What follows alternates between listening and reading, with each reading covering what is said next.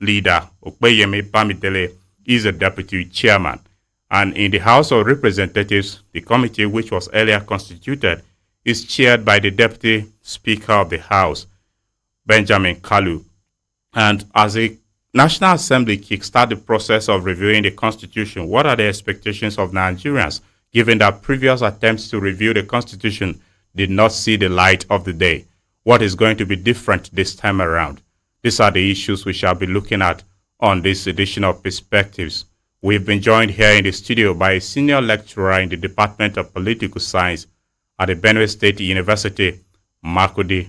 Dr. Frank T. Abagan is with us in the studio. You're welcome to Agate Radio, Dr. Abagan. Thanks for having me. Later in the course of the program, we'll be joined virtually by a senior advocate of Nigeria, a renowned and seasoned constitutional lawyer, Chief Sebastian Tatenge Hon SN, will be joining us via the telephone to also share insights with us on the program. And as we look forward to your listenership, we'd like to inform you that the program is audience interactive. You have the opportunity to phone in or send a message to contribute on the subject we are focusing on. The number through which you can reach us as the program is broadcast from now to 11 a.m. and at 10 o'clock, we'll open the line for you to phone in and contribute. The number is 08143359292, 08143359292. That line will be opened at 10 o'clock for you to phone in and make your contribution, make your voice heard on the subject matter. You can also send us a text message or a WhatsApp chat on 09126999404. The line is 09126999404. That line will be open shortly once we begin the program, and it is available for messages and WhatsApp, which you can utilize to send your message. If you are sending a message, please remember to include your full name and the location you are sending a message from. Perspectives is also streaming live on all our social media platforms, including Facebook and YouTube. Kindly search out Agate Radio on Facebook and follow the live stream of the conversation. We'll go on a short break, and once we are back, we'll begin our engagement with the discussant who is already seated in the studio. Please stay tuned. Don't go away. We'll be back shortly, dear listeners.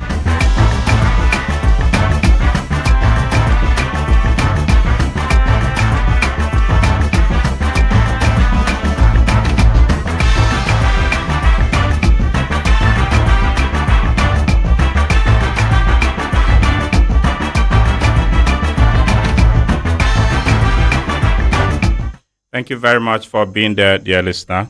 Dr. Abagan, let's begin our engagement here in the studio.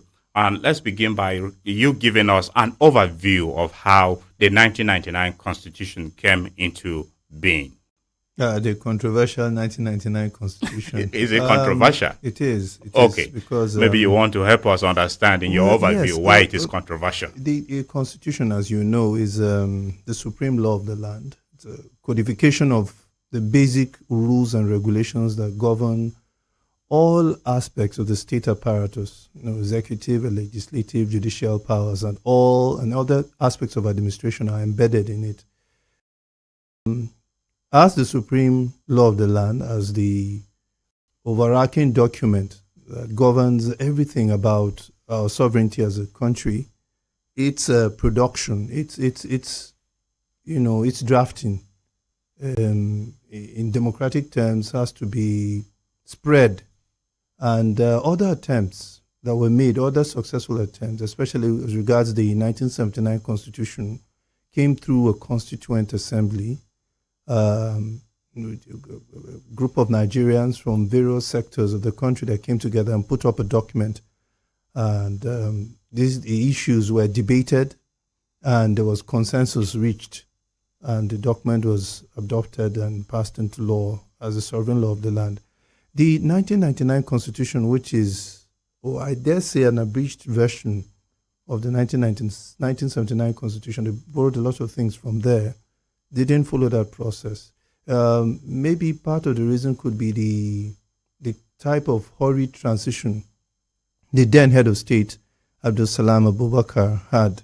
The transition program was almost about 9 to 10 months, but we needed to have a constitution. So the late Justice Nikki Toby was the person that was given the responsibility of putting a constitution together, the Constitution Drafting Committee. He headed it at that time, and they put all the provisions that you see. Like I said, a lot of the provisions that were lifted from the 1979 Constitution, especially the presidential system and all that, there were slight modifications. But the complaint a lot of Nigerians, talk when as regards the 1999 Constitution was that it didn't come about through a democratic process. The military appointed a Constitution Drafting Committee, and the Drafting Committee came out with those provisions, and the military now, by power of decree, signed it into law. So that's one of the biggest challenges. But a country has the authority through its legislative system to amend its constitution to the way they want it to. They have that power. So, and other countries have been able to do that. We had a parliamentary constitution, but there was military interruption. So by the time, democratic rule came in 1979, we moved away from the parliamentary system to a presidential system, which was modeled after the United States presidential system, but with some slight, modifications.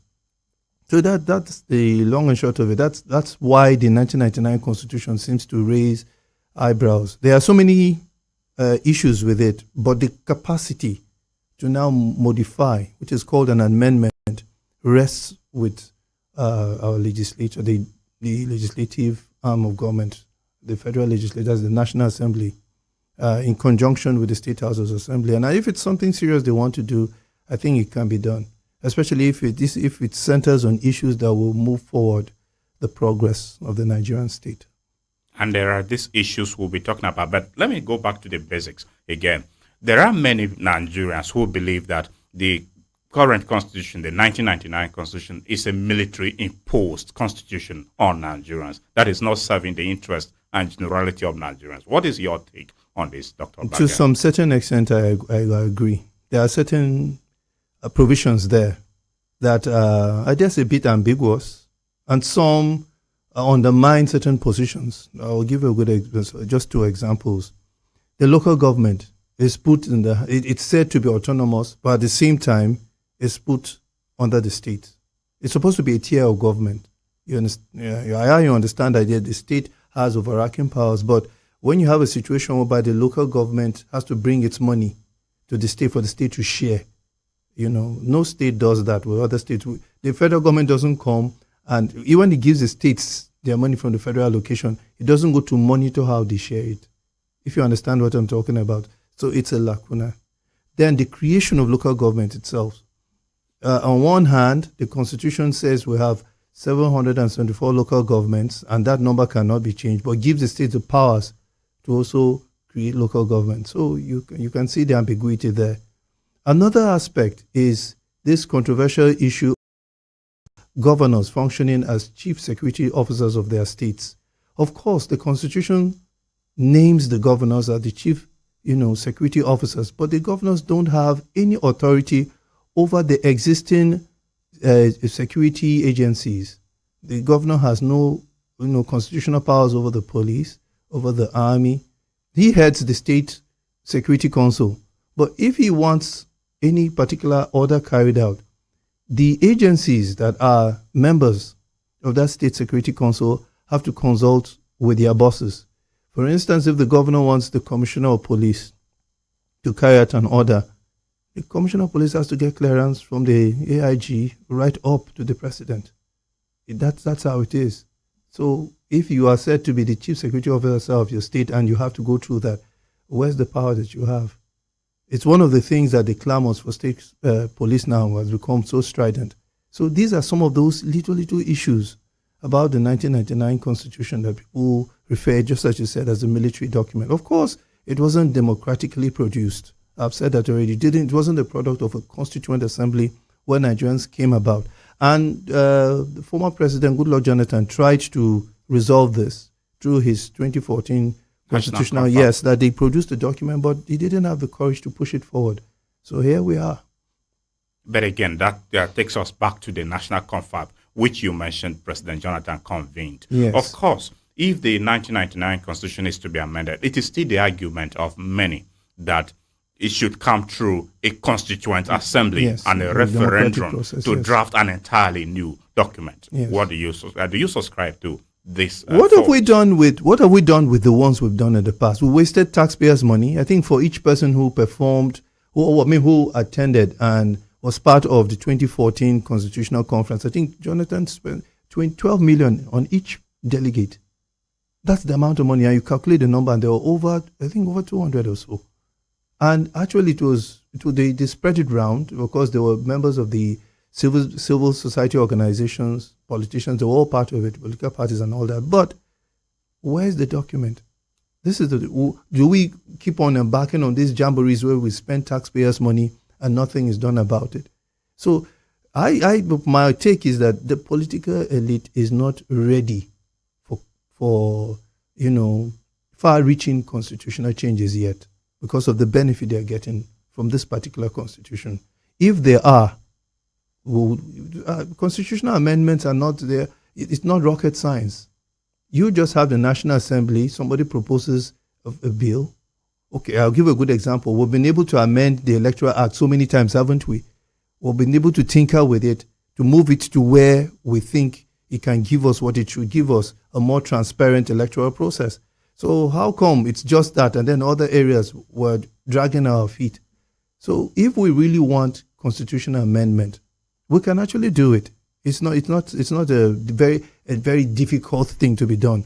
The people we elected for that particular purpose are there at the National Assembly. We also have our State Houses Assembly. When it comes to fundamental issues, the State Houses Assembly are also, you need their votes too. By 2/3, then the Constitution can now be modified or changed. So we've not been able to follow through this process because there are parts of the political elite that seem to benefit from the current situation. We've always had this issue of constitutional amendments.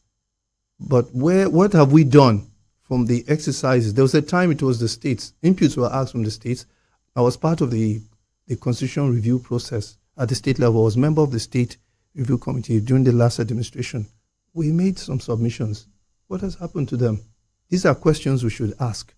What has happened to those submissions that we gave in the past about these particular issues that I've talked about that can make life very, very different for Nigerians? So this is where we are. The issue of constitutional amendment shouldn't be a very difficult thing. If you look at other democratic countries, they've been able to do so, modify their constitution as at the time they see that, okay, this particular thing is giving us problems and let's modify. And other extant laws. You see countries changing their immigration laws, countries changing the size of their, their legislative systems and so many things like that. Turkey had a parliamentary system a few years ago. They have a presidential system now. So you could see countries are doing constitutional amendments. It shouldn't be a very difficult thing for us if we're serious about it. So that's my take on that. Okay. Now, what difference will a constitutional review and amendment bring to bear on our national life, given that it is a fresh endeavor being embarked upon now by the National Assembly? If they are serious, I keep using that word, if the intention is for the good of all Nigerians, and they're serious about it, there's consistency, there's diligence. It's not something that you put a committee or you go through a constitutional review process and then the provisions are kept aside. If you have that, we're going to be still having the same challenges and problems we have. But if we follow it through and we're serious about it, of course, it's going to bring a lot of difference to the Nigerian system, the Nigerian project. We'll see a better efficiency in the running of government. We'll see a modification in the powers. Like the latest round of appeals for constitutional amendment came from the House of Representatives. And I was listening carefully when they were complaining that the president has too much powers, you know. But the way the presidential system is designed, the legislative arm of government is created to checkmate the president when the president goes wrong. But we have a system where a lot of these politicians have ethical deficits. I use that term. The challenge we have in our country is that most of our politicians are more interested in the material perks of their offices than, pushing for, laws that will bring benefits to the generality of Nigerians. This is the situation. Why would I say this? If, for instance, you have a car manufacturing company in Nigeria, Innoson, which can give you very good cars at a cheaper rate, but you're insistent in importing vehicles at a very expensive amount of money to the detriment of Nigerians, and Nigerians are watching you. What do you think the average Nigerian is going to be thinking about you? You think that you don't have his interest at heart. We have a situation where we're talking about minimum wage, there's poverty in the land, and then the government has approved $500 million for a 37-member salaries and wages committee. When you have a salaries and wages commission that can give them all they want, because it's the duty, if you take a look at the provisions of the salaries and wages commission, it's their duty to do what this particular committee is set out to do. So these particular actions of government show the common person who is observant that no, these people don't have our interests at heart. So this is the situation. The confidence the average person has in government is extremely low because of past actions. So that's what they need to work on, because constitutional amendments can be done, can be made. It's not rocket science. Okay. Let's go back again to previous attempts to amend the existing constitution, which, of course, we are aware did not yield result, beginning the latest of which was that of the 9th National Assembly. In the Senate, the committee was headed by then Deputy Senate President Ike Ekweremadu. Yes. How optimistic are you about the outcome of this current attempt by the 10th National Assembly? That is what, as I refer back to what I said. Are they really serious about this, or is it a jamboree? We have to ask this fundamental question. How I see the issue is, it's more or less an ethical problem. It's not that it cannot be done. Do they want it done? Are they ready to pursue this to its logical conclusion and ensure that it's done?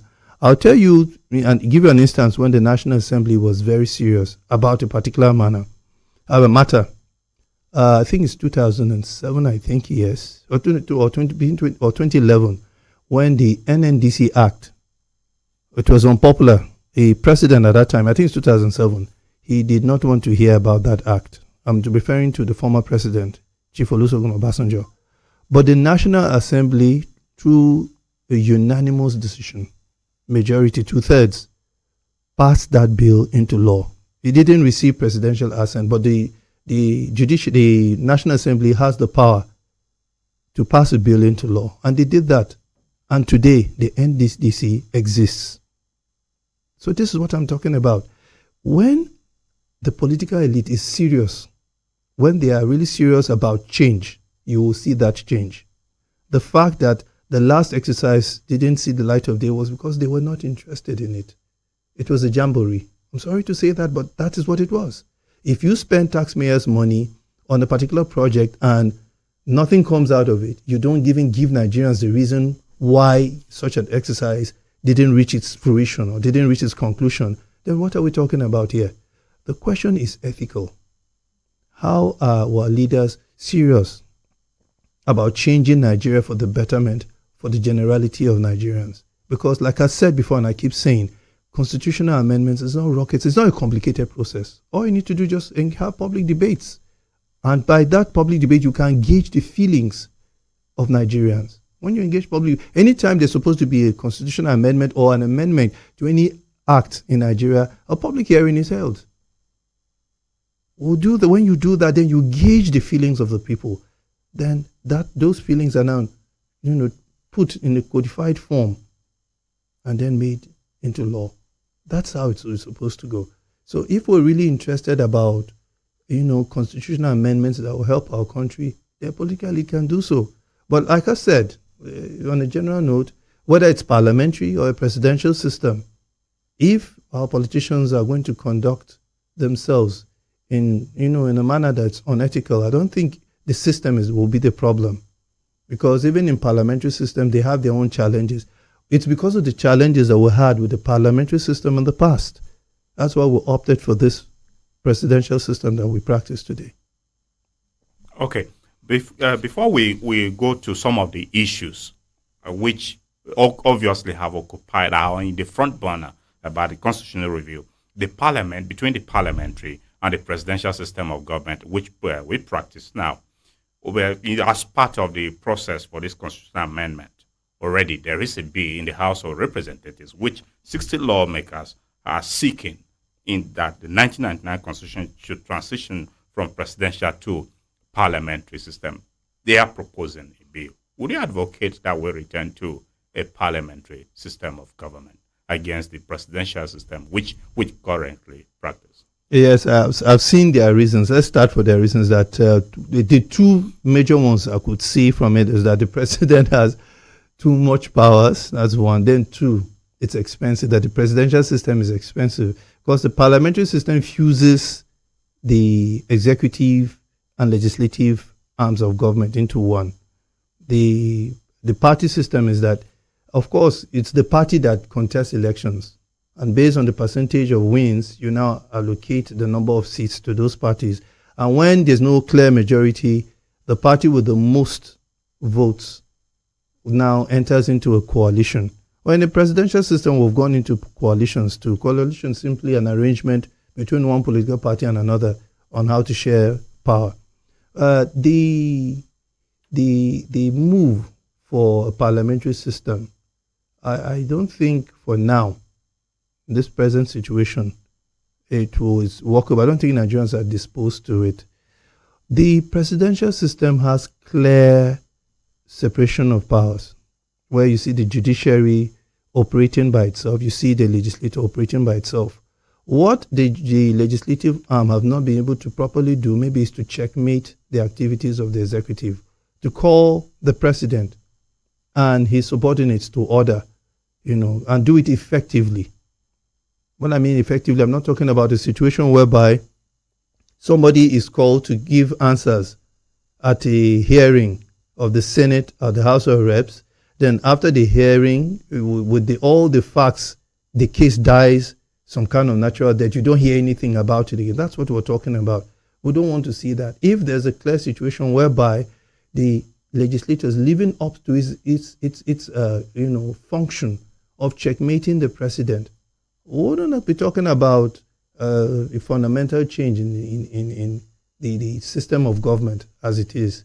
Of course, the presidential system, which is bicameral legislature that we operate in Nigeria, is expensive. But there are certain things we can do. In other countries, there are suggestions for the legislative rather to be part-time too, not full-time, to reduce costs. Or we could work out a situation whereby they take less than what they're taking now, a downward review and all that. So the options are mainly there. Frankly, I don't see them pushing forward successfully for a fundamental change to the parliamentary system of government. That is what we moved away from. But we can make the presidential system work more effectively than it is working now. The issue, like I said, is ethical. Okay. And if it is ethical, how do we resolve this ethical issue? Let's resolve it because you have brought it up again and again. How do we resolve the ethical issue with our political elite I'm quoting you, so that we can There are right. people in this country that have violated the Constitution and have gone scot-free. We have a situation whereby the checks and balances, there should be the periods whereby the president shouldn't sit comfortably. Yes. There should be situations whereby if Nigeria is going to catch fire, let the National Assembly threaten the president with impeachment. That will make him sit up. That if I don't do my job now, my job is on the line. Do we have that kind of situation in Nigeria? No. Because they are more interested in pecuniary things. This is what I'm talking about. If you have a situation whereby people who violate the Constitution, who breach administrative processes are persecuted, to logical conclusions. There are people watching. It serves as a deterrent. We're all human beings. But you have a situation where a lot of things are happening and nobody is held responsible. There are many things coming out of this whole subsidy thing. There's a scam and all that. A lot of people have questions to answer. But it is only when government feels that it should act in a certain situation that the government acts. If such a person now negotiates with government and decides to support government, the person is home free. We're seeing this is happening in our country. It's not a hidden thing. So how are the people going to see you? They say that, okay, this particular person, no matter how he violates the constitution, nothing is going to happen to him. This is the situation. If you want the arms of government to be effective, to command the respect they should command, if there are violations, there should be sanctions without fear or favor. And if you do that, there will be more confidence in the system. People will believe that the government can bring the change they want. Or you're going to have wild, wild west on your hands. So this is the situation we're talking about. If people have confidence that the government is transformative, that can actually change things for them, there will be more confidence in the structures of government, especially in its authority.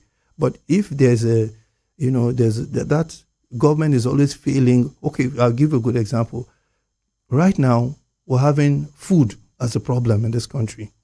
And they're thinking of importing food and many other things. Why are we playing ostrich? How many people are going to their farms? We have a security situation on our hands. We're not talking about that effectively. Provide the security to the farmlands and the farmers will go back to the farms and produce food.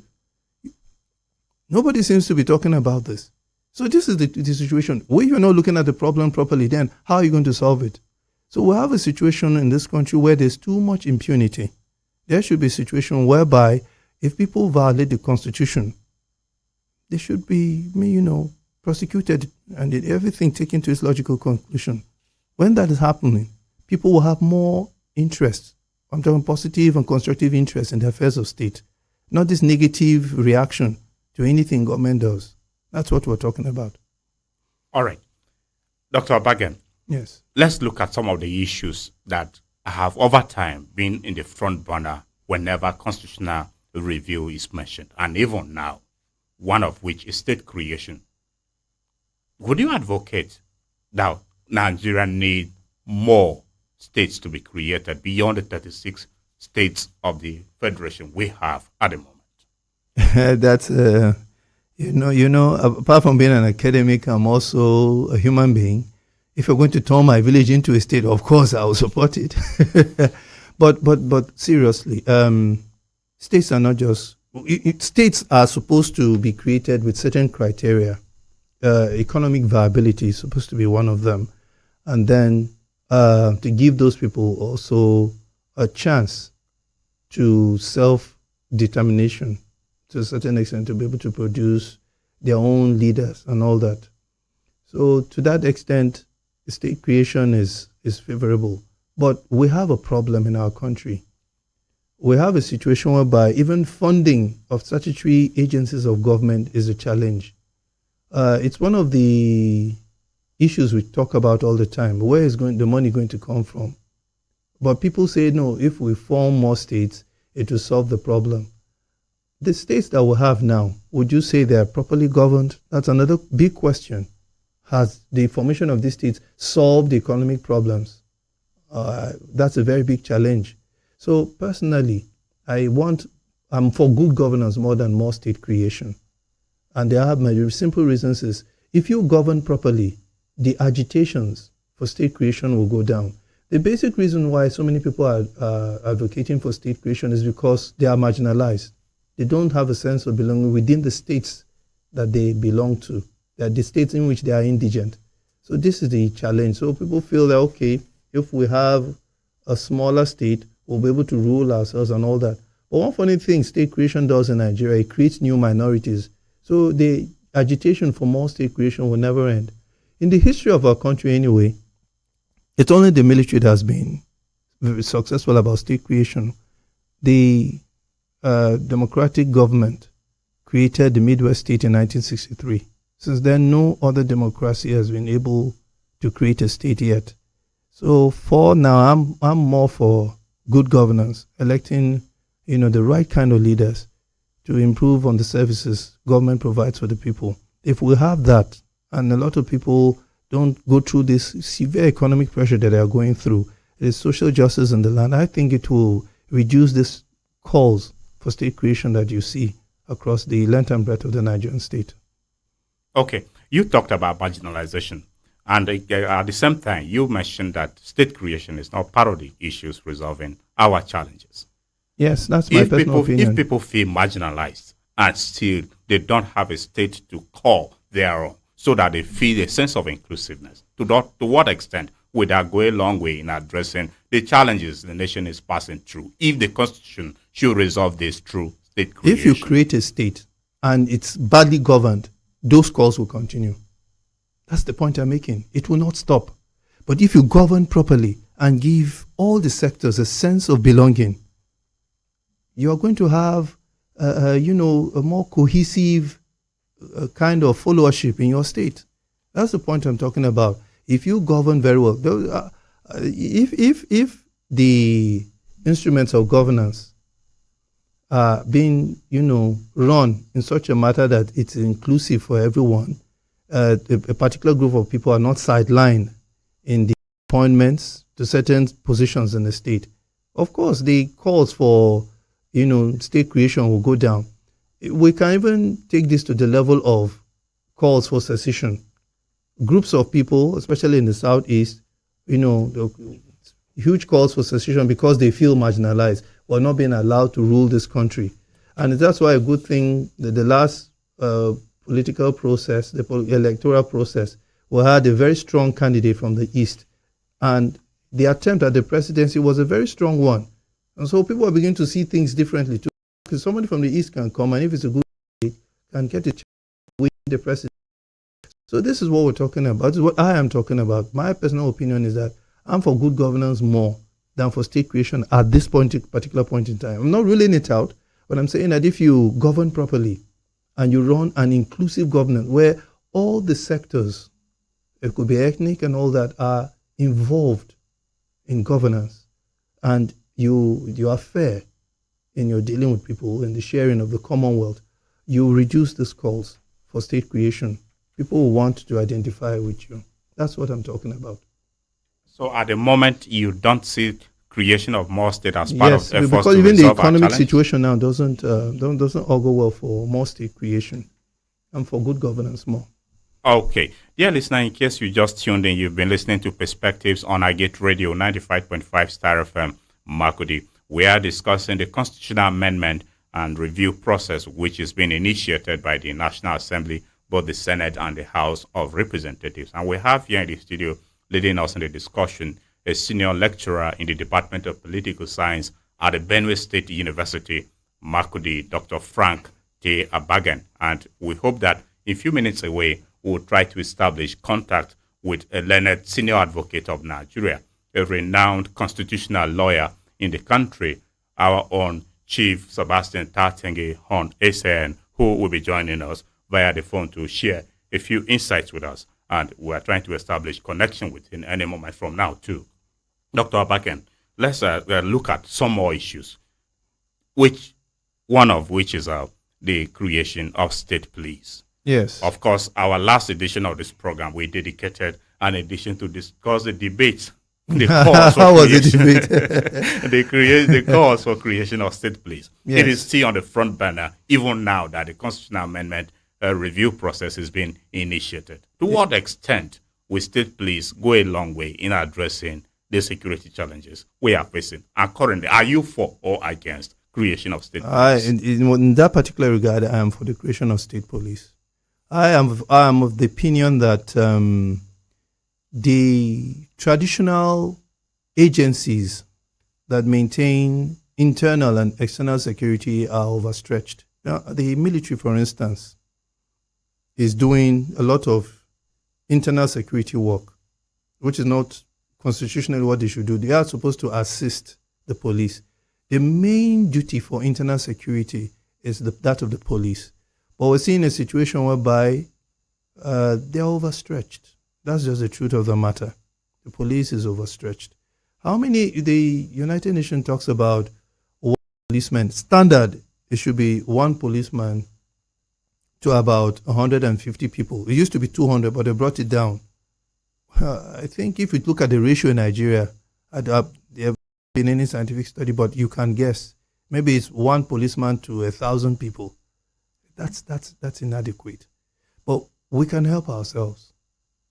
In the past, we used to have native authority police. This was under the native authority system in our country.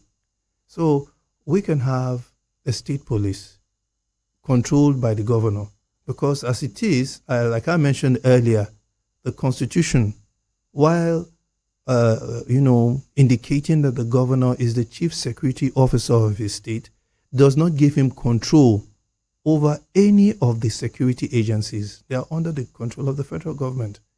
And the person who holds power at that level is the president. So if you have a governor who can control his police, at least the security situation has to go so bad for him to invite the federal police to join.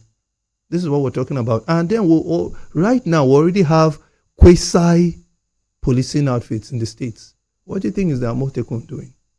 Or our livestock guards? These are quasi-police organizations. And we also have the, what we call Bobagu in the southeast. So we were talking about groups existing already. So if you say we should now have state police, we'll just take it to the next level, and formalize it. But with the way the security situation is in Nigeria, I think the governors of the states do need to also have security units that they control. I've heard complaints about abuse, and I'm saying that we must grow. So we have to grow. That shouldn't be the only thing that we should be afraid of.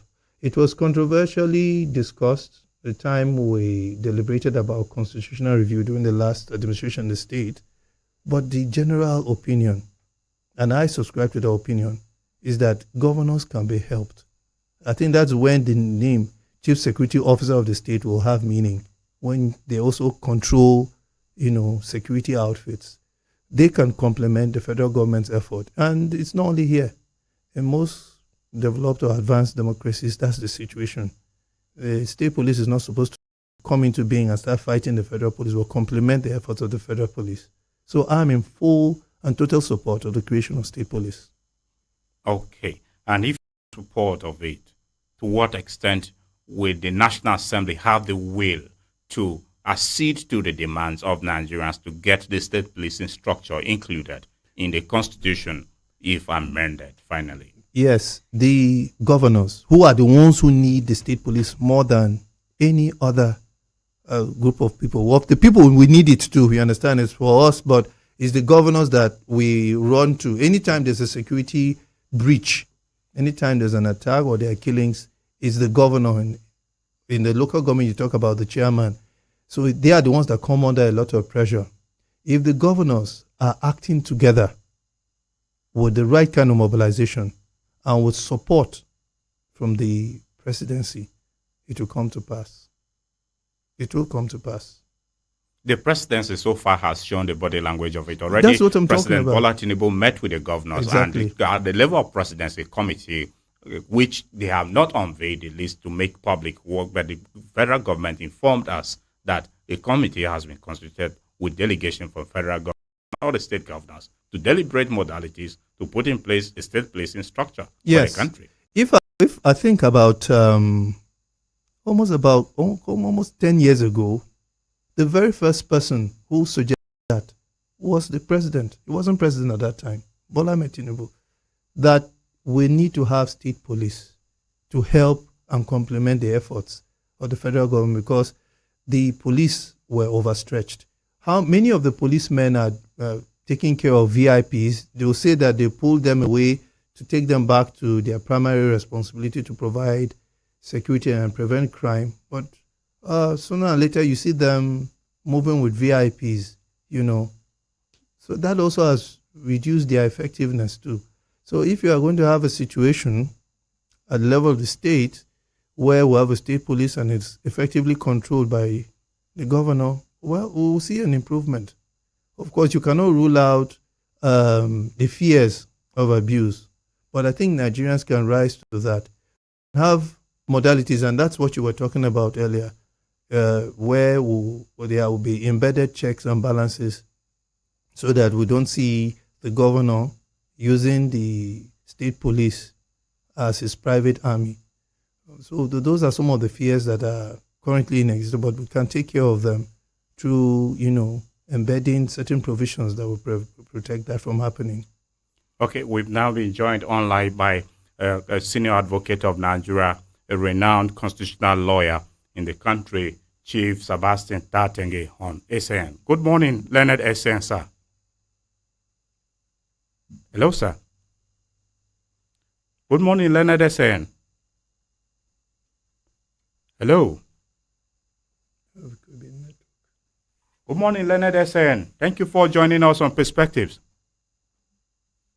Oh, anyway, we'll try to establish connection with the Leonard SAN again. It seems we have some challenge with the network. We'll try to establish connection with him. But Chief, I beg your pardon. I'm a chief now. I'm looking forward to becoming a chief. Okay. Dr. Abage. Yes. Also, another issue is resource allocation. Yes. The control of resources in the hands of the federal government has been a big issue. Could you speak to us how the amendment of the Constitution has been initiated with help? It's part of the agitations for constitutional amendment. It is. There's this feeling that the federal government takes more than 2/3 of the resources of the state, and only the remaining part is shared between the states and the local government.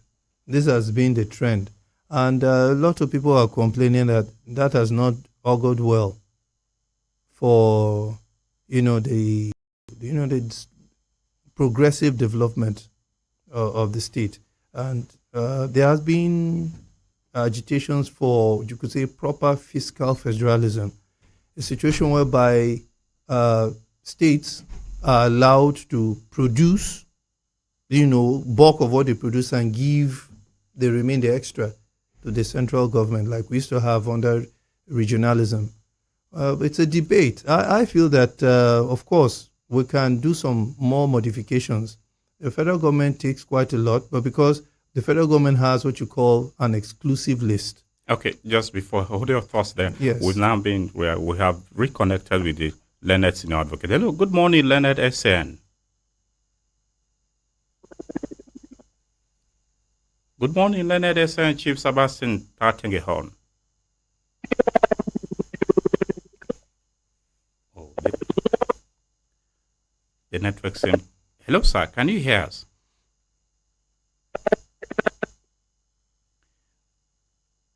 Hello. Oh, it's quite unfortunate. We'll try to re-establish connection again. It's quite really unfriendly. We can barely hear him, but we'll continue to attempt again to see the best we can make out of it. Okay, he's back again. Hello, good morning, Leonard SN. Yes, can you hear me now? Loud and clear. Thank you very much for joining us on Perspectives on Agate Radio 95.5 Star FM Makurdi. All right. You're welcome. Thank you. Thank you very much, sir. Now, the National Assembly comprising the Senate and the House of Representatives has already initiated a move for the amendment of the 1999 Constitution. You are a renowned constitutional lawyer in the country. What is your thoughts on the process that will lead to the amendment of the 1999 Constitution that is currently in existence? Well, I wholly support the idea of amendment of the Constitution because it's actually long overdue, having regard to some of the political and even constitutional issues we have been facing for some time. And I welcome the idea. For instance, the center is too strong for me. The presidency is too strong. There should be devolution of powers to the states, more devolution of powers to the states. The center is too strong. For instance, the issue of state police is a welcome development because we borrowed this system from the United States of America, the presidential system. And way back in 1805, the first state police formation was established in America. Today we have a strong state police system or policing system in America. We don't have that here, and unfortunately we call the governors the chief security officers of the states, which to me is an aberration of a sort, because the commissioner of police can decide not to take the directives of the governor. So we need state police. Then other areas like Federal Ministry of Agriculture, we don't need that. We don't need Federal Ministry of Water Resources. We don't, because look, if you go to America, these places, these are departments under the federal government. You have few federal ministries. For instance, defense, international relations, and we call them secretaries or secretariats, and all these things, so that you don't just begin to over centralize power at the center. And then we also need local government reforms. There's no need. In fact, I've always argued that the local governments are not supposed to be under the state. I know that in America there are more than 18,000 municipal authorities. 18,000, you have heard me well. They are scattered all over the place. They perform some semi-autonomous functions that are of great assistance with the development of that country. In Nigeria, very unfortunately, Section 7, Section 1 of the Constitution has guaranteed guaranteed democracy at the level of local government. Unfortunately, state governors hijab these processes. Sometimes they sack elected chairmen and impose critical chairmen. Supreme Court has ruled over and over again condemning this. But the state governors, various state governors, successive state governors rather, have been headstrong on this. This is very, very wrong. Now, another thing is control of finance. Because under Section 162 of the Constitution, there's a joint accounting system to the extent that monies coming from the federation account are dropped into that account, whereby the state governor also has a stake. And you know that the state governors are very powerful. So they control, they split and control such money. And you and I know what has been the result over time rather. So these are some of the areas. And then, you see, we also have what we call first, second, and even third generation rights. In Nigeria, first generation rights are in Chapter 4 of the Constitution. That is the first line right in terms of fundamental rights to life, liberty, personal liberty, freedom of religion, freedom of movement, freedom from discrimination, etc., etc. These are the first generation rights. The second and third generation rights are combined under Chapter 2 of the Constitution. Unfortunately, Section 6, subsection 6, paragraph C of the Constitution provides that they are not actionable. Even if there's a breach, in other words, you can't go to court. Even though the Supreme Court of Nigeria has been proactive in saying that once there's a legislation on this right, somebody can go to court to enforce the provisions. The Supreme Court has also been proactive in the sense that it says that if there are additional constitutional provisions in addition to those in Chapter 2, then you can go ahead and enforce them.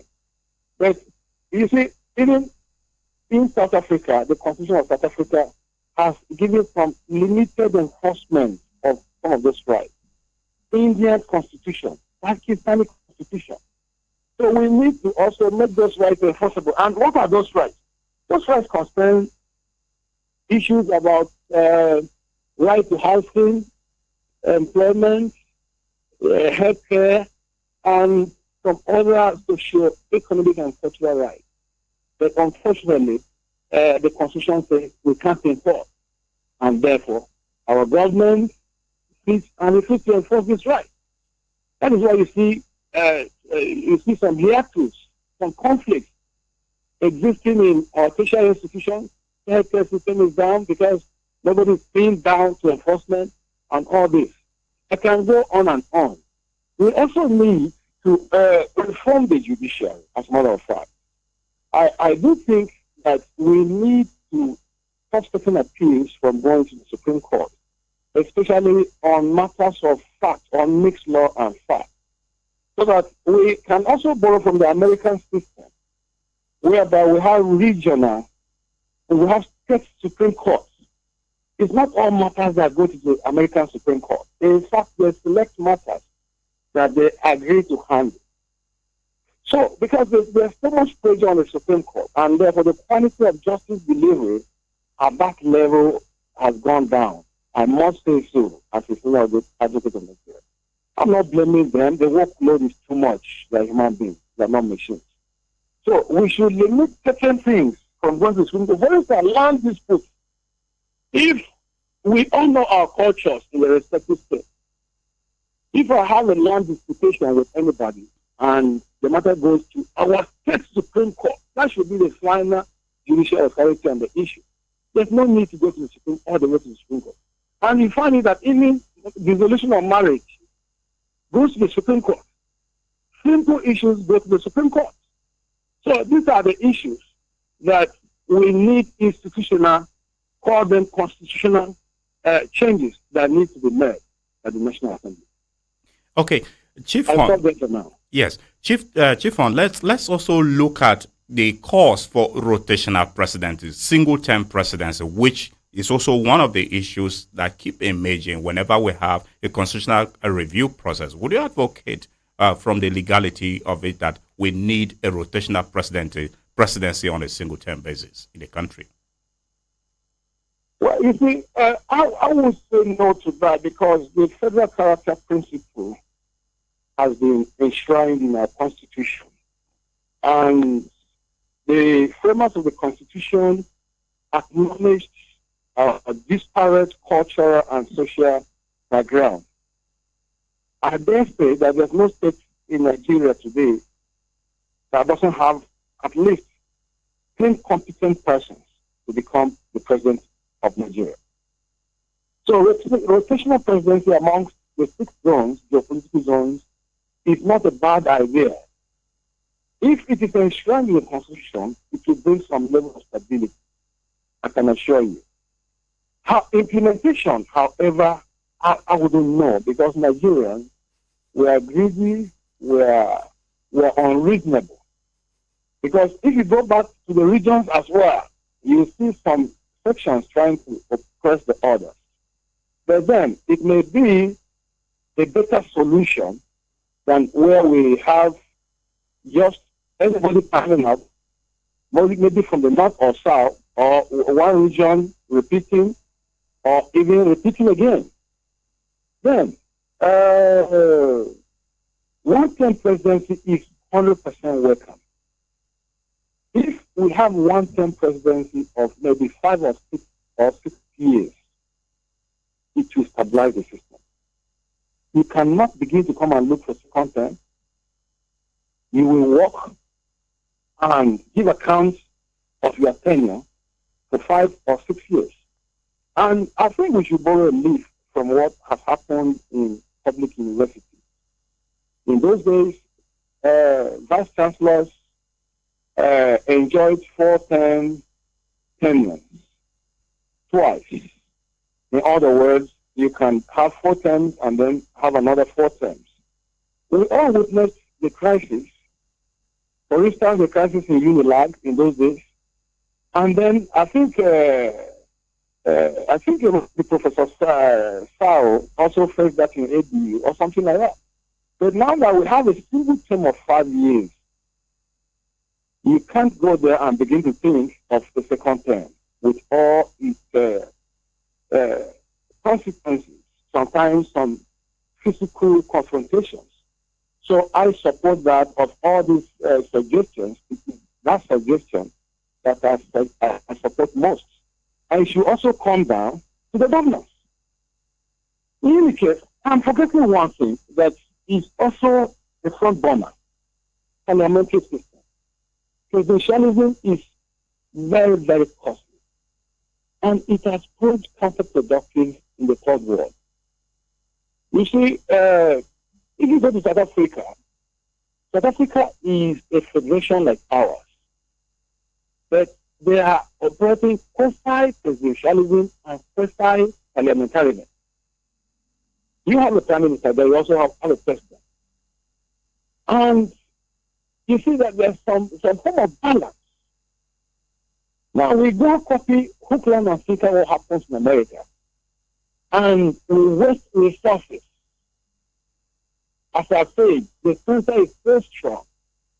In a parliamentary system, the prime minister sits in parliament with his colleagues. Even though he's primus inter pares, in other words, he's number one amongst his peers. But they sit there face to face with him, tell him the basic truth to his face, and take decisions that he cannot alone sit and reverse. I think that is good for a developing country like Nigeria. And that is also good for a multicultural society like ours. Because you just have somebody we have seen in recent years, including what is going on now, where somebody will be appointing most of the people from his area. In spite of the federal character composition of the Constitution. But if you sit in Parliament, more democracy will be practiced there. Your representatives are there. Everybody is there, operating as equals. The Prime Minister is just slightly ahead of the others. So I have forgotten that. I will go for parliamentarism instead of presidentialism. I support that, honestly speaking. Remember, we started it in the 1960 Constitution. And until 1963, when we had a Republican Constitution, it was the coup led by Abu Ironsi that brought us back to unitarism, unitary government in the federal system, which is an aberration. And then by the time the government decision was coming up, then we now have presidential system in 1979. It has not helped us. Let us go to parliamentarism. Support that fully. Leonard, just before we let you go, on a final note, in terms of the devolution of powers, earlier on you pointed out local government autonomy.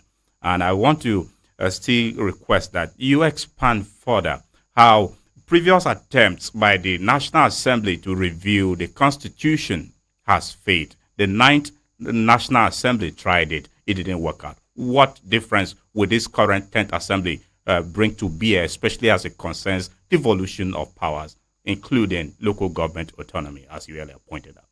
Well, you see, it's up to them because remember that in 2004, the current president, who was the governor of Lagos State, attempted to create 38 local government councils in Lagos State as the governor. Unilaterally did so without recourse to the procedure in Section 8 of the Constitution.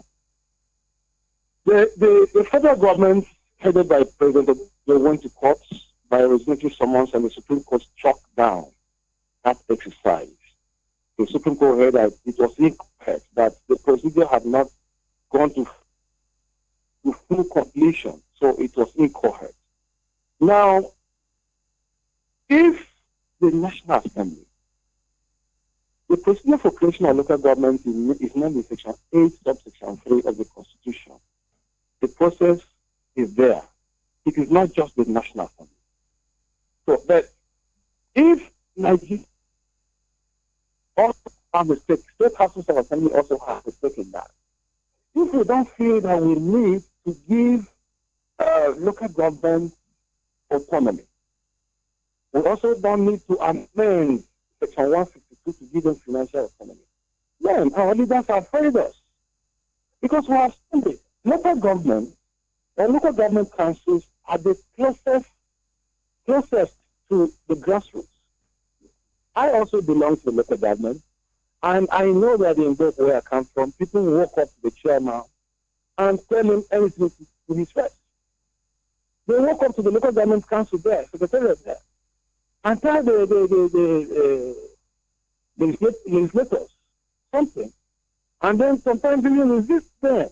No one is advocating for that. But what I'm saying is that is the closest to the common man. And we don't want reform. We allow governors to sit on top of these things.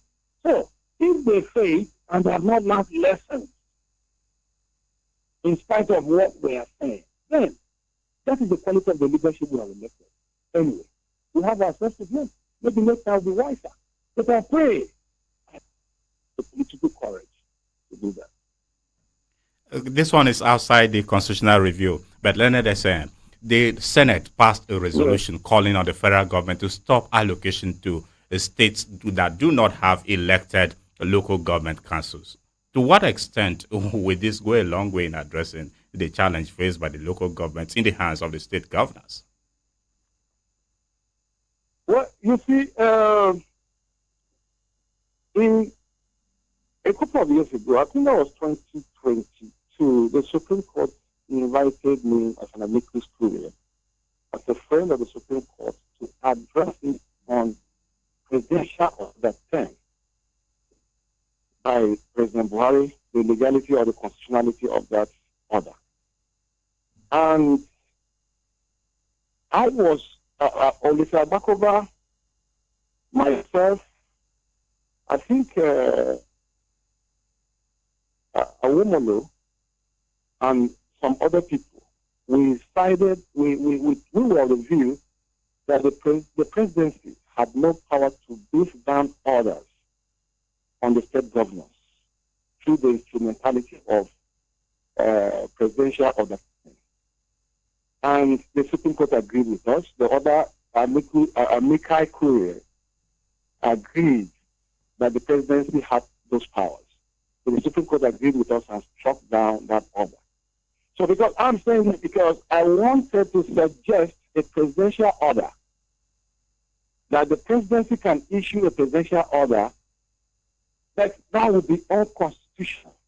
Because section 162, I think subsection 5 or 6, has made provisions for joint accounts to be operated by the state and the local government.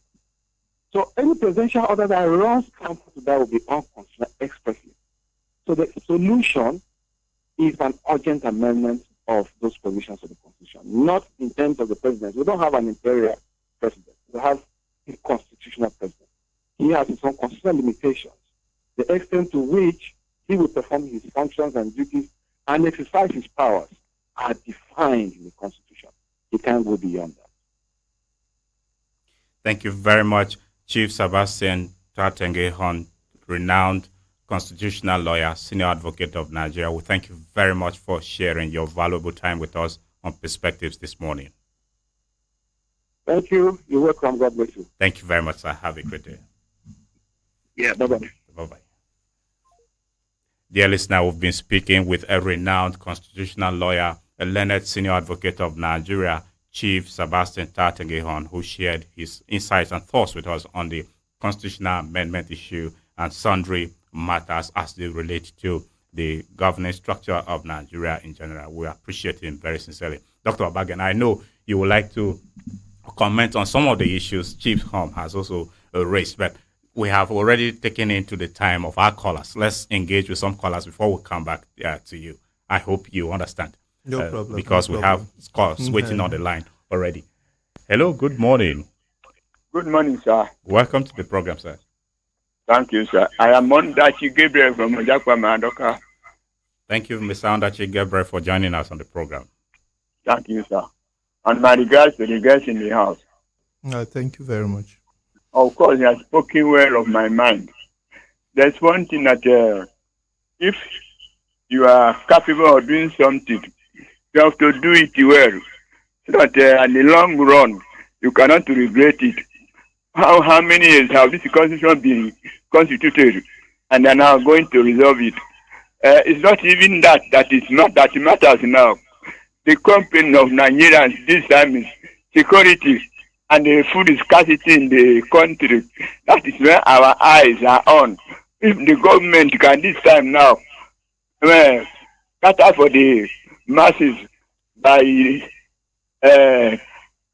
bringing down this by bringing down these people who are not allowing us to sleep in our house with their eyes closed in the night. Let them go to that and then do that effect. That I'm not against the amendment, but it's not to be now. It is when we are ready for it that they can amend it, not to listen to them. So this time now let them face the security and the hunger in the land, that we can be secured first before we talk to our constitution. Thank you, sir. But Gabriel, before you drop the line, don't you think reviewing the constitution will also take care of the security? For instance, the creation of state police is part of the constitutional issue to be reviewed. Don't you think it will address the security challenge if it is given attention to?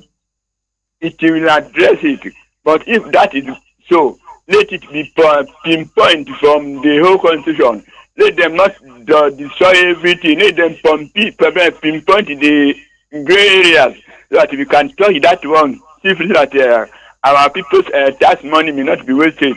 Okay. Like that. All right.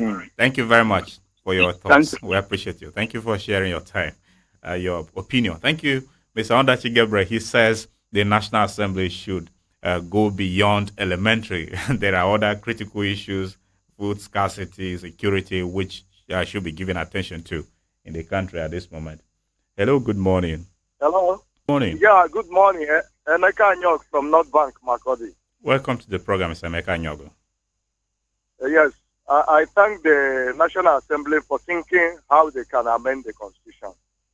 Really, the Constitution is not all that good. For now, they can amend it. I'm in support. For example, the local government autonomy. We cannot have autonomy for the local government for now. How do they execute projects? No projects. It is dictated by the state government. And when you look at sometimes the state government also give time frame for the local government.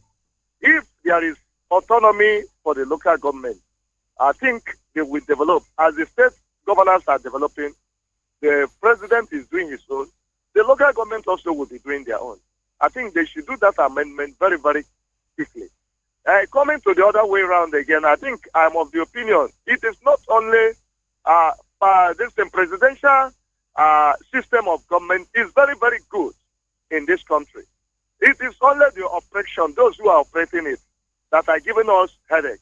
You see, corruption is taking over everywhere. When you look at it now, even those who are operating, few people collect all that is meant for the larger people.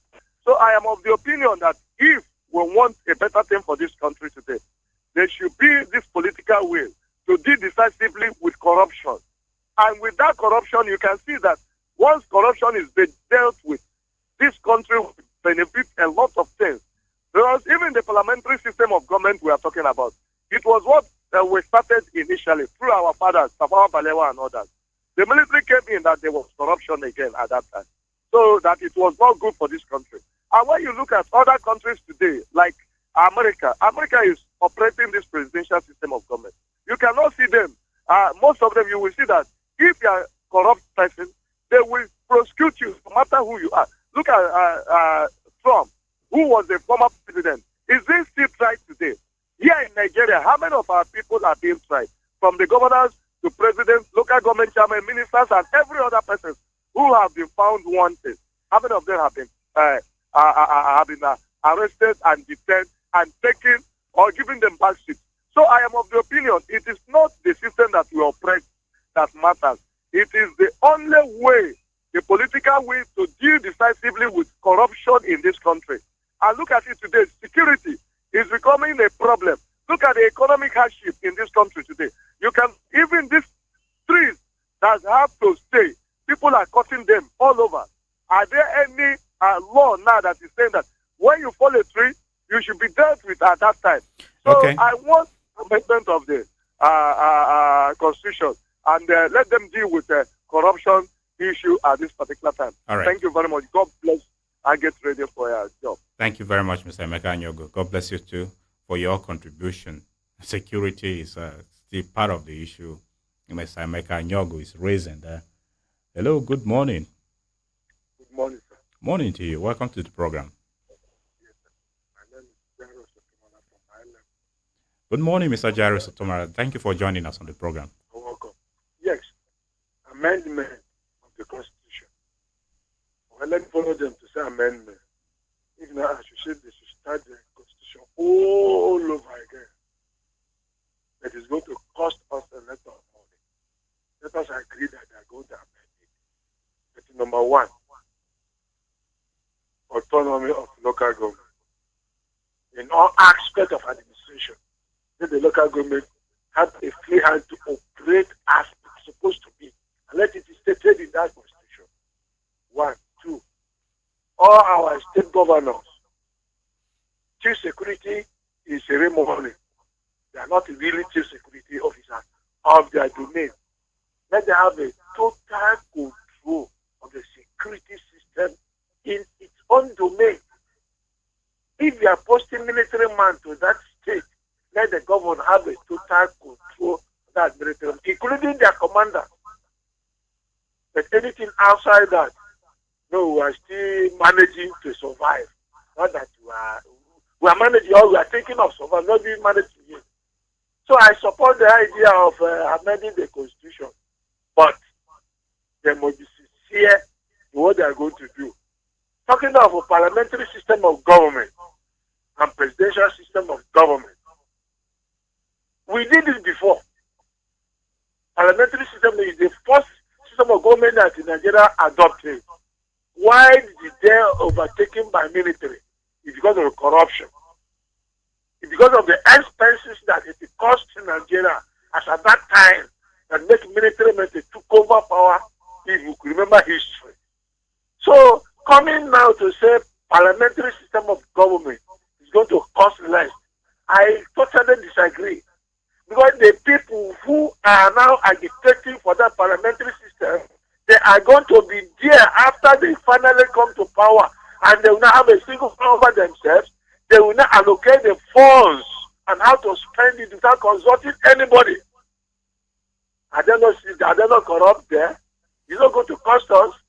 Even the 60 members of House of Representatives who come out to say, we want parliamentary system. Did they consult the people who elected them before they do that? They're supposed to come down, come back to us, ask us questions, go to constituency, open offices. This is what we are about to do. What we are about to do. We will give you the support, either yes or no, before you come out to say this. But you come out on your own and say that.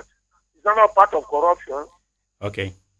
So please, presidential system of government, it is good if you can holistically, honestly, and sincerely run it is supposed to be. All right. We can still run it. All right. We borrow from American system. Thank you very much. Are they suffering there? No, they are not suffering there. All right. It is working perfectly for them. So if you can follow the system of America, it can work perfectly for Nigeria. All right. Thank you, Age. Thank you, Mr. Jairus Otomara, for your contribution. You're welcome. We appreciate you. Have a great day.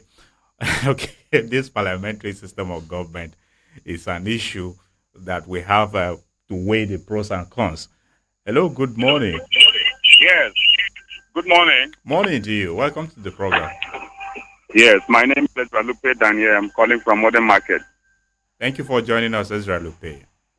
Yes, I think issue of constitution amendment should not be an issue for me. I may be advocating for citizenship responsibility, because if you amend all the constitution or you made all the laws or formations, it will not solve until the citizens change. The House of Assembly, the House of Reps should stand for their responsibility by the checking and balancing the system, because many of these politicians, they have sacrificed technocracy on the altar of stakeholders. And that is why you see many governors, many political office holders do not know what they are supposed to be doing in that office. Okay. So we must activate that citizenship right. Ezra Lupe. Yes, sir. Yes, so the citizen responsibility, how can it be activated in line with the constitutional amendment? What roles do you see that the Constitution should give the citizen in terms of strengthening citizen responsibility? The Constitution, democracy is government of the people, by the people, and for the people. Very well. So democracy is solidly the power of governance is in the hands of citizens. And they have left their responsibilities in the hands of these political leaders. And that is why most of these things are going on. Like the issue of insecurity now. You look at the issue of insecurity has gone beyond the local level, and they are still talking about state police. I think they should be talking about national matters. And you will find out that it's because many of these political or security agencies do not know. As a private citizen, I walk to a police station and I called the police for any case, and they answered me. So I wonder why the governors will be complaining about security. Even me, that is a private citizen, I call the police at any time and they respond to me. So what are we talking about? The problem is not to amend laws. The citizens should amend their character towards governance. Okay. Thank you. All right. Thank you very much, Ezra Lupe, for your opinion. We appreciate you. The citizens should amend their character and not the Constitution should be amended. That sounds very interesting. Dr. Abagen, before we engage with more people, when we were online with Chief on the Leonard Essay, he spoke as if he and yourself compared notes on what to say on the program, especially on some issues with regards to creation of state police, local government autonomy, and all of that. Maybe before you react to his, let's engage with one more call. Hello, good morning. Good morning, Nathaniel. Thank you for joining us on the program. Good morning to Dr. Abagi. Good morning. Thank you very much. My name is Fiasi Mutum. Thank you, Fiasi Mutum. Where are you calling us from? I am calling you from BSU. From? Benin State University. BSU. That's the citadel of learning here. Oh, okay. Thank you, Fiasi. Please go ahead. I've listened to distinguished senior advocates, and I've also listened to Dr. Abagi. They are in one accord trying to explain how the Constitution can be amended. They have so much shown light. Let me appreciate them. I appreciate them so much. I want to say that, you see, we have had calls for constitutional amendment, but this, to my thinking now, always a jumble. And let me give an example. You see, to me, I believe that this country was written like a program. You know, when you program a software and you have the back end, at any time you feel there are crises in any of the module, you try to go to the back end and then work on any of the modules. That is how this country is being operated. You see, any time there are crises, there are issues that come up that will make the minds of Nigeria to relax. This is where our leaders have placed us, and it is wrong. During the Goodluck Jonathan administration, there was an attempt to amend the Constitution. It became a jumble. The amount of money paid to these people after they worked, and this was not in. By that time, we had issue of the Niger Delta, the Niger Delta guys who were making noise, and it became an issue that if that is not addressed, the country will not be addressed, and that also came to play. And there was a constitutional amendment by all parties, which nothing was done. You see, if in case it is not a jumble, I will appreciate. Okay. And the part I will appreciate so much, the fact that the governors are called chief security officer. Just a respect that's given to them, which they had no power. Chief security officers were in the other system of government. They were given because they think that there will be a topple of government, and they were given so much money to address any person that will want to talk with the government. That was the essence of chief security advisor officer. It has no issue to do. I'm coming. Okay. Do you want to ask me a question or what? Okay, please conclude your thoughts, Fiasi. No, I feel bad because anytime there's a problem in this country, this issue of constitutional amendment coming up, there are issues we are tackling. The issue of security, yes, you might say that will be addressed by the constitution, where the governors will be given the right to maybe have a state police. And if they are given the right to have the state police, the same police will also be controlled by them. And I perceive that they will have powers over members who do not agree with them, and they will deal with them precisely. This is part of it. We want a country that the right thing will be done. See, we have also as followers, we need to do the right thing. We have to be patriotic to this country before we think of our leaders doing the right thing. It is so sad. If the constitutional amendment has to be done, let the right thing be done. Let it not be a jamboree. This is my call for today. All right, thank you very much. I am not happy about it. Thank you very much. You have made your point. Your voice is heard, even if you are not happy. That is why we are here. We need to make our feelings known. You have made yours known. Dr. Obagen, you were about to speak, maybe react to some of the issues your co-discussant on the program who joined us virtually. Yes, the Leonard San said, that just like you observed, as if we spoke from the same, maybe we took notes together. The issues are well known, like I've been saying. It's just what the last caller is talking about. Are we really serious about change in this country?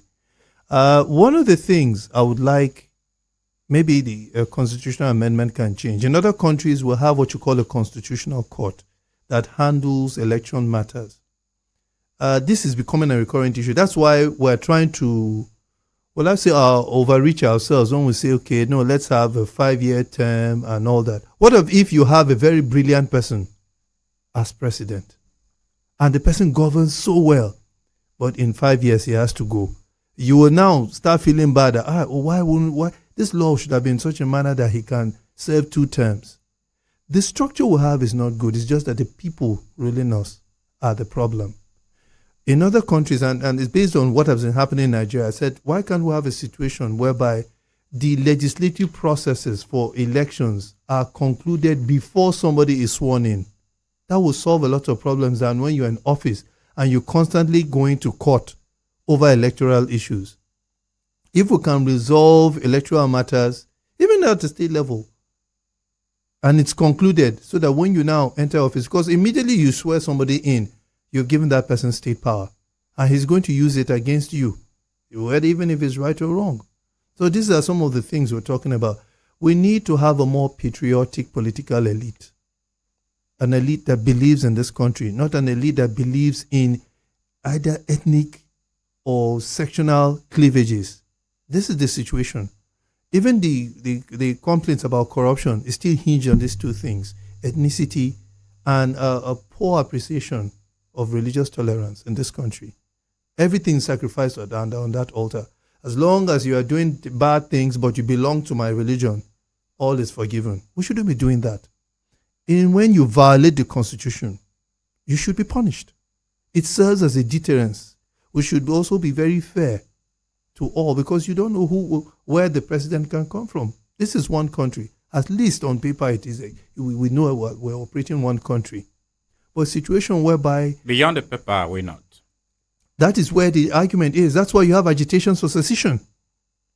That's why you have IPOB. That's why you have MASOB. That's why you have all these groups agitating or do any agitation for separation. Because within the political entity called Nigeria, the Nigerian project, they are not getting the benefits that they are supposed to be getting. We don't have leaders that are patriotic. We don't have leaders that sanction people who violate the Constitution, who break the law with impunity. So how are you going to generate confidence in the process? You can see from the reactions of the people. This is what we're talking about. So you can have your constitutional amendments. They can come a dime a dozen. We've been through this pathway many times. But how patriotic are the political elite in carrying this to its logical conclusion, having the codified, suggestions for amendment, and then making them part of the constitution that we have? Can this be? Can we get this promise from them? This is the question on everybody's mind. I think I keep saying it. Constitutional amendment is not rocket. It's part of the democratic process. You amend your constitution due to dynamic changes in the polity. This was like this. So why don't we do it this way? You can hear suggestions about look at the local government system. You have a local government system. You say they are independent. At the same time, they are under the states. You're creating confusion. There's ambiguity. And that has led to the stagnation of the local government system where the grassroots is supposed to be situated. You understand? That is where the people feel the pulse of governance first. Also, the local government should also serve as a leadership recruitment center. All the people you see at the top should start from that level. You do well at the level of local government, then you proceed to the state, then to the national. Your track record is seen and it's known. This is the situation. This is what we want for our country. When it comes to issues of constitutional amendment, you see quite a number of people will support it. But like I keep saying all the time, I think the problem is not so much the system. It is the ethical conduct of the political elite, those who hold public offices in this country. They are the ones who can put this thing on their heads. Okay. Just a moment. Hello, good morning.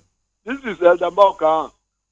Edabaka, I thank you. greet both of you in the studio because I don't think I have enough credit. So let me just go straight to the point. Please. I think all said and done, the biggest problem we have is employment. If we can recapture employment in this country, you see, I don't know why I always talk about cars, but I suspect it's because I live beside a filling station and I see the kind of tension that is exhibited by people seeking to just fuel so that they can drive around. And sometimes I tell them, most of them, I watch them and discover that people who just vagabondism, they just move around with these cars doing nothing. So if you can recapture employment in this country, give people the work. Because when you see cars in Nigeria, just know that you have given somebody else employment.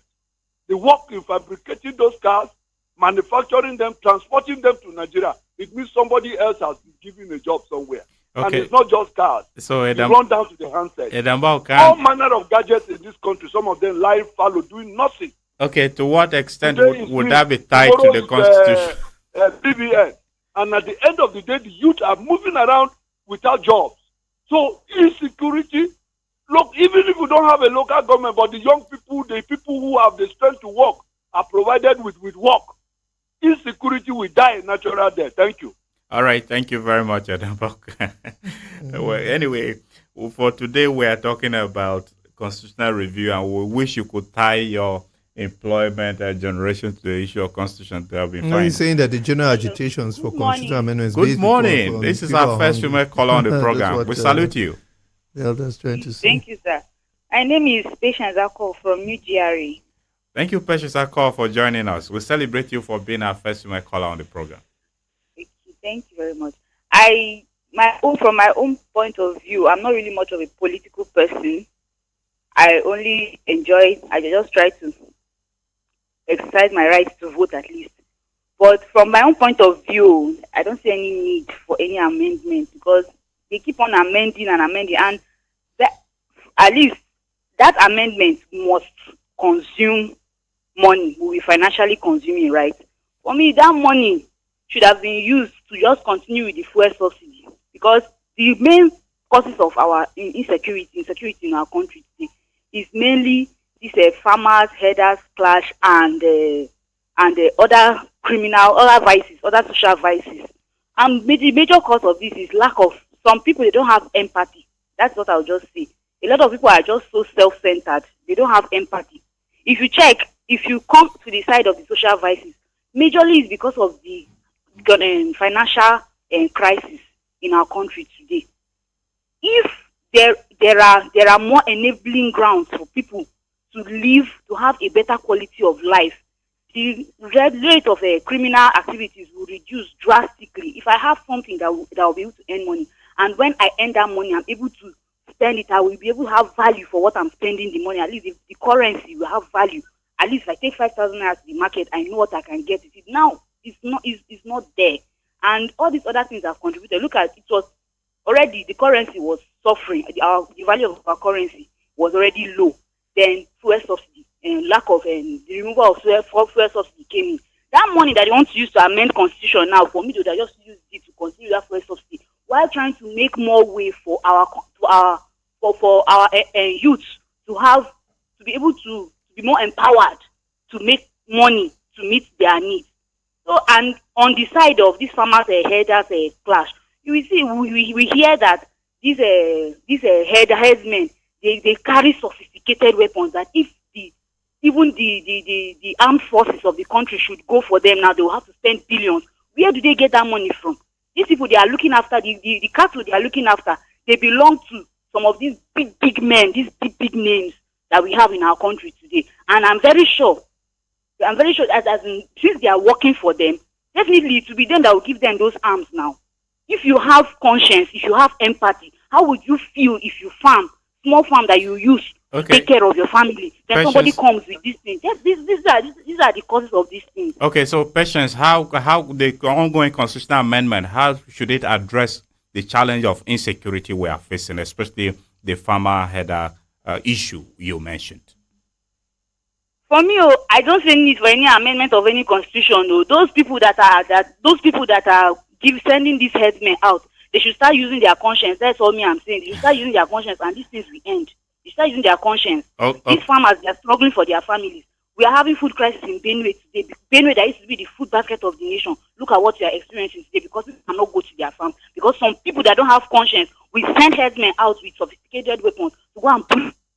Okay, Patience, thank you very much for your thoughts. We understand your feeling, but for today, our subject is still the Constitution, and we wish the insecurity and all the points you mentioned could have been tied to how it will end in the Constitution. But all the same, we appreciate you.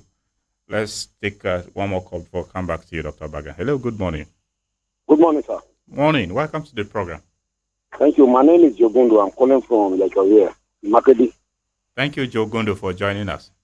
Yes, my contribution is that our problem in Nigeria is not constitutional amendment, even though constitutional amendment is good to some extent. Because if there are areas that are lacking to fortify the constitution, it would be good to amend constitutions. But the major problem in this country is that we need to have attitudinal change. We are not good leaders, we are not good people because we don't want to do the right thing all the time. Once somebody is elected in a position of political authority, that person doesn't know whether he has electorate who voted him or her in that position. So whether we have amended constitution more than 100 times in the history of Nigeria and we are not capable of doing the right thing, we will still fail. The way we are suffering in this country right now as I'm talking to you, not because our constitution is too bad that we are suffering. The inflation that is happening in this country, our currency is being depleted every day, not because our constitution is not good. It is simply because the people in the right position are not ready to do what is the needful. We're supposed to be a productive nation and we're not doing that. We only consume. And economically, as far as I know, and I should be corrected, you must be productive before you will be stabilized. So the Constitution of America, the Constitution of England, or you can say UK, is more small than that of this country, but still they use their Constitution more than what we are doing, simply because the people in the position of authority in those nations can think of the less privileged in the society. That is not our problem. Our problem is not the constitutional amendment. It's simply because we don't want to do the right thing. So I'm concluding that constitutional amendment is not our problem. We all right, change our behavior. Thank you for your conclusion, Jogundo. Nigerians, thank you. Dr. Baga. Yes. But this thinking that constitutional amendment is not our problem. Yes. You see what I was saying? Yes. I think you've seen the reactions now. What is the affinity of the people? What is the confidence they have in government? You can see it's low. From just these reactions, it's low because there are many jamborees. I mentioned a particular situation that you want suggestions for a new national salary scale or a new income scale. We have a constituted, a statutory commission, and that's its duty. The Salaries, Income and Wages Commission. Just tell them, please, give them a timeline. In 1 month, I want very good proposals for a new salary structure because they get inputs from the CBN, from the economy, from everything. It's their duty to do that. But you now put a whole committee of 37 people, including governors, and then you vote a huge sum of money. And then the people who are suffering, who can't get food to eat, who can't sleep in their houses, who can't go to their farms, what do you think they'll be thinking about you? Even if they don't say it, they will not be happy with you. This is the truth. And that's why one of the callers was talking about empathy. There's no empathy by public officials. So this is the thing. We can go through this constitutional process, but I've always been asking them, what has happened? The experiences we have in the past have not shown us that we're serious. The political elite, the political actors. What has happened to the ones we've had? The beautiful provisions that we came together and through consensus and came out. A lot of people are saying that, why don't we just go and carry the 2014 dust it, yes, proposal and dust it and see what we can pick from there than spending a lot of money for constitutional amendments are a routine thing, a routine process in constituted democracies across the world. They come and they happen without a glitch. It's not something that you even mobilize the people for. The legislators know. All they do is just go back to your constituents in the constituent offices. You send the information to your people that this is what is on the front burner. What do you say? And then the inputs come in. Now with those inputs, you now go and say that this is what my people are thinking about this. Then we debate and come to a consensus. And then it's enacted into law. It shouldn't be like the other respondent was. It shouldn't be a jamboree. It's not rocket science. I keep using that term. It's not a fundamental thing. In a democracy, because of the dynamic changes going on within the polity, population is increasing. You need modern systems. You could see that, okay, we need to tinker with the local government system. So these are normal processes of government. They are not supposed to attract the kind of attention they're attracting now. What people are saying now, right now we're in crisis. The crisis is security, and now it is affecting the stomach. So why don't you now do the needful? And I keep saying, if we say we have a crisis in terms of food now, it's because farmers can't go to their farms. Okay, just a minute. Hello, good morning. Hello, good morning. Thank you for holding on the line. Good morning to you. Yes, I'm Peter Pila. I'm calling from IBB Square. Peter, thank you for joining us on the program. I want to appreciate your guest for his contribution. I want to thank you so much for this topic. You see, I always hear about amendment of constitution. We always talk about constitution amendment. Amending the constitution. Sometimes I wonder whether they want to use hammer and to hammer the constitution so that they will make it bend because they want to amend it. Okay, Peter, we have limited time, so save us the... Please go straight to your point. Yes. Let me put it in summary. Yes. The problem we have in this country is not about constitution. It's about the political will to do what is right. That is all. Money is budgeted for something. Is it for road construction? Is it for payment of salary? Is it for making infrastructure, building of hospitals, schools? Why can't they use that money appropriately for that particular project? When the contracts are given, they cite money. Hello, Peter. The only way forward is for us to go back to the drawing board, to be sincere with ourselves, both our leaders and we that are being led, the masses. All of us have contributed to the deplorable nature of this country. Today, all of us, in one way or the other, is it in the market? Is it in the hospital? Is it in the public? You go everywhere. We have contributed in one way or the other to make our country to feel like this. So we must go back and do what is right. Those who are leading us, they should do what is right. And we, the masses, we should also do what is right. All right. Together, our country will become a better place for us to stay. If not, it is getting worse. Thank you, sir. Thank you very much, Peter, for your contribution. We appreciate you. The citizens must do what is right. Yes, you must follow. You must follow. You must follow correctly. Yeah. You shouldn't be based on sentiments. This man is my tribal person. Yes. Hello. Good morning. Good morning to you, my brother Nathaniel Ndongo. Good morning to you. Welcome to the program. Achimejoa, welcome. Hi, so Billy Bojo this morning. Well, Billy is very well. I'm just back from school for break. I said, let me join you before I complete this work. Okay. It seems the network in Okpiligo is not too friendly this morning. The problem is that sometimes the network is dangling up and down. Okay. Yes, Okay. that is why sometimes it gets very cracked. Okay, we can hear you now. Please go ahead, Achimejoa. Yeah, so amendment of constitution is a good word to hear. We only hear it on radio, but the materialization and the practicalization of the constitution is not being practically seen. Now, during the time of Buhari, they said that Buhari, out of that 1917 and the 99 constitution, is ready to create 80 states. They even mentioned the name of the state, but up to date, reverse is the case. So I don't know what the government is doing. Well, they can revise it and automatically amend it, and it will help the country. Then there's a way to go. But my problem is that they talk will not do it. That's the problem we are facing. Thank you very much, and God bless you. God bless you too. Thank you, Achime Joel, for your contribution. We appreciate you. Let's take a few messages before we come back. This one says, "Good morning, Star FM. I am Steve Tambi of George Akumewe, Makudi. Let us come back to the truth. Changing laws without mind is like school without certificate. Let us come back from Nigeria. We be great for nothing." No, thank you.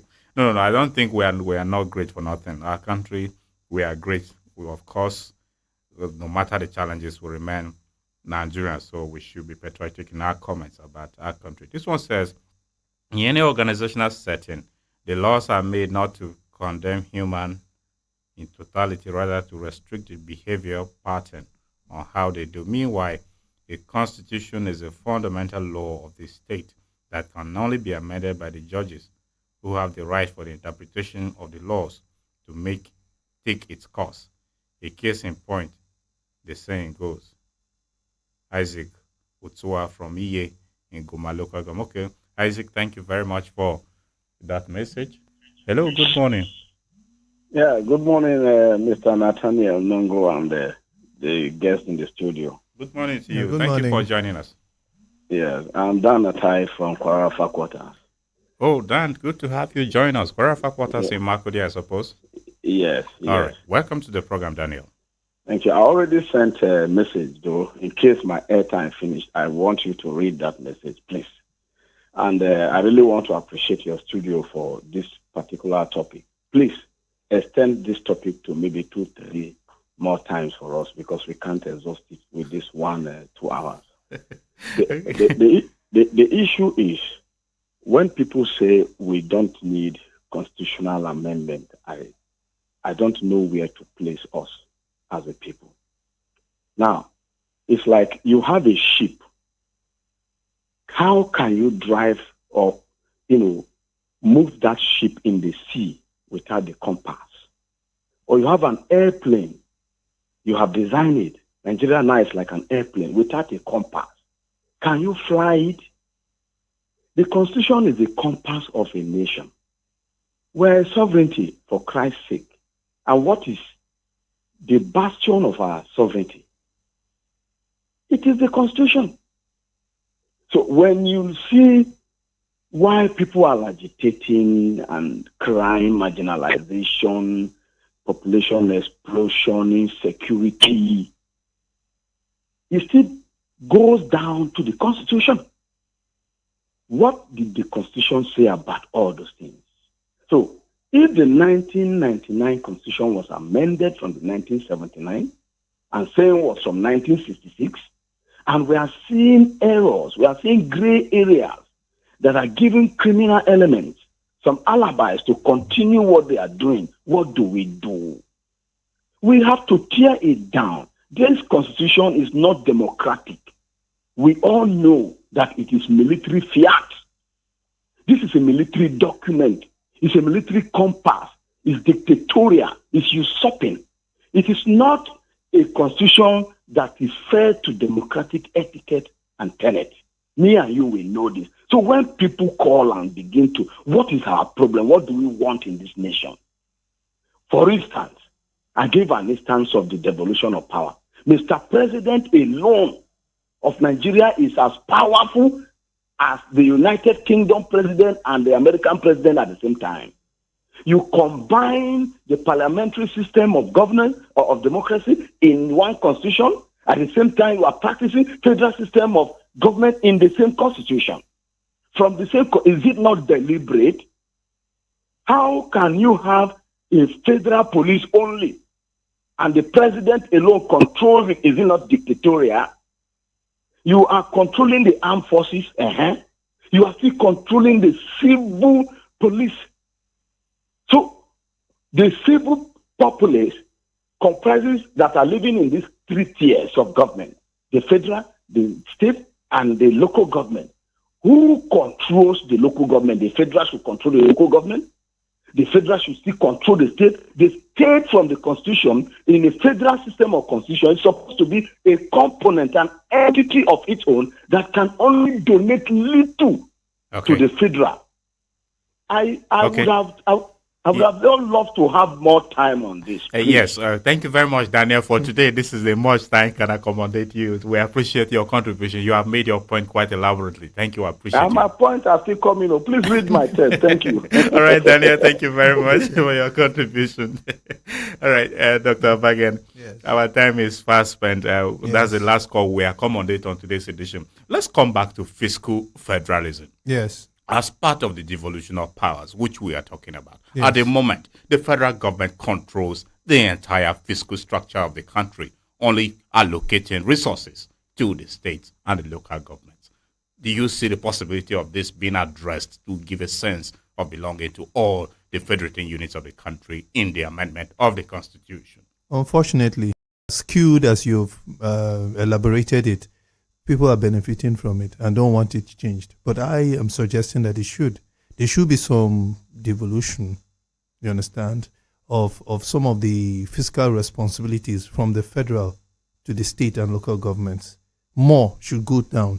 So if those responsibilities for the federal, maybe you're talking about defense and foreign affairs, are the main purview of the federal government, then the other responsibilities, you can pull out a lot of things from the exclusive list down to the residual or the concurrent list in the Constitution.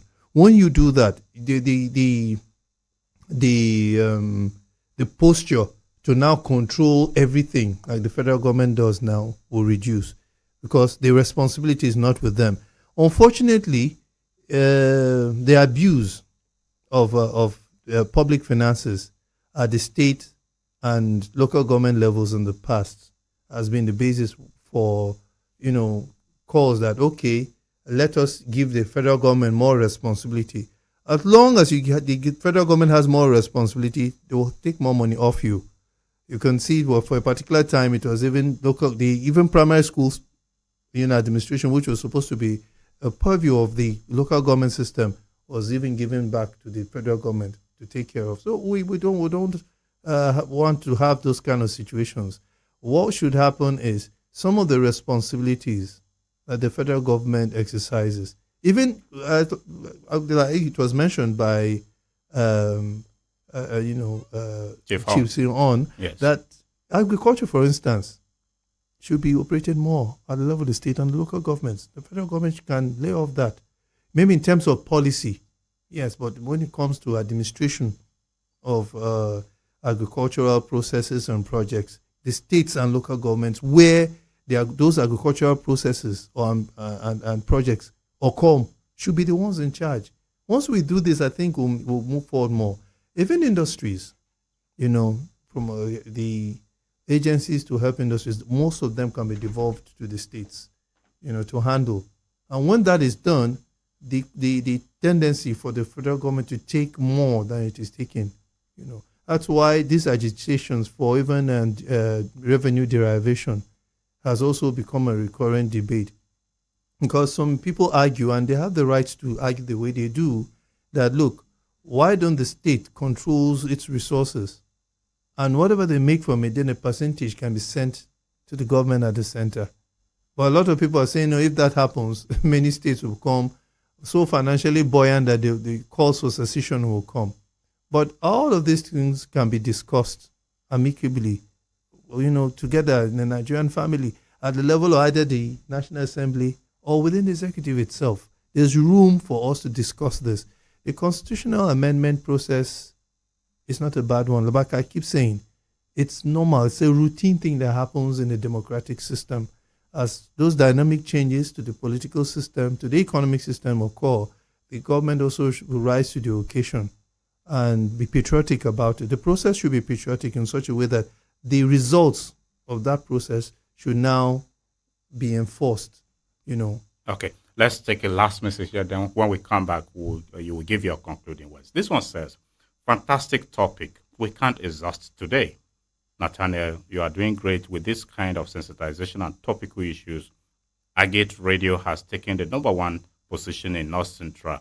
I give it to them. Oh, wow. Thank you for your kind words about Agate Radio. See, Nigeria has no defined democratic constitution because apart from having a military fiat as constitution, the constitution gave so many loopholes to the judiciary such that you hear one part being interpreted as parliamentary system of democracy, which is practiced in the UK, and other interpretations are like federal system of democracy, like it is practiced in the US. So I see Nigeria's sovereignty dangling between America and the United Kingdom. Even the military weren't courageous enough in 1966, 1979, and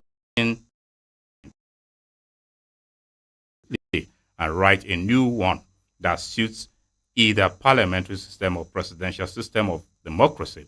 We cannot exhaust this topic today because we, the audience, want Agate Radio to explicitly finish all the gray areas mentioned. For instance, 1. Devolution of powers is in federal system of democracy, but our own constitution put it aside.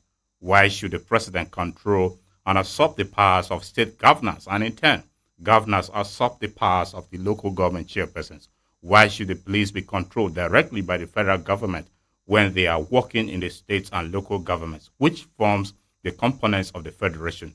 See, a lot to be said on why we now have overwhelming insecurity due to population explosion and the non-devolution of powers. 2. State creation, and 3. Resource control. Presidential system of democracy allows for component structures that form the federation to control their natural and mineral resources. It is so in the US, but here, with the same system, we expunge from the Constitution, and now some have set out military maps of geological surveys are illegally mining resources and killing indigenous people of the state where such resources are endowed. Who does that? And we talk and blatant inequalities in power sharing formula in both the federal components of Nigeria's 6 geopolitical zones and state components of senatorial zones. Some geopolitical are marginalized from producing the president at the federal level. And take Ben, a perfect example. They have been pushed aside from the equation that shares power between zones A and B senatorial districts. Meanwhile, Benue sits on a tripod of A, B, and C senatorial districts. Why? Because the federal constitution refused to make it mandatory that rotational power should be viable. But in America, the 12% black population produced President Obama. All these things created deliberate mischiefs and insecurity. I stop here. Please talk about immunity clause in the Constitution, etc. I am Engineer Dan Atai from Kwara for Quarters in Makurdi. Oh, Dan Atai, he called in earlier. Thank you, Daniel. Quite elaborate message there from WhatsApp. We appreciate it. Maybe we'll start limiting the length of these messages because that one was more like a thesis. A lot of people have a lot of issues to unravel from their minds due to the challenges there. Anyway, Dan, we hope that we have sponsorship to discuss this same issue again, if you are willing. Dr. Bagen, we are totally out of time. Your parting words in 30 seconds because we must have to conclude now. It's once in a while, Providence provides situations where the leaders of political systems can show patriotism. The time has come once more for the people who rule the Nigerian state to show that they are patriotic, so that the people who elected them will be proud they did so. Anything short of this will bring more troubles ahead for the Nigerian state. We'll have hope. We'll have hope that many of them are seeing what is happening, are seeing the reactions of Nigerians, and they will use their consciences to decide on issues that will improve and take Nigeria to the next level. Okay, this is where we must have to conclude on today's edition of Perspectives, which we discussed constitutional amendment and review process has been initiated by the National Assembly, the Senate, and the House of Representatives. We must appreciate very sincerely our discussants on the program. Dr. Frank T. Abagen is a senior lecturer in the Department of Political Science at the Benue State University. He has been here in the studio with us. We appreciate you, Dr. Abagen. Thank you very much. Earlier on, we had a learned senior advocate of Nigeria, a renowned constitutional lawyer, Chief Sebastian Tatengi Hon, SAN, who joined us virtually from Port Harcourt. We appreciate him for sharing his valuable insight with us on the program as well. Dear listener, we couldn't take all the calls because the time was not enough for us. We appreciate your listenership, your contributions through phone calls and messages made the program quite wonderful. We are grateful to you all. And when we are on Perspectives, when you hear our voices, the ones behind the scene are bigger than the ones you hear on air.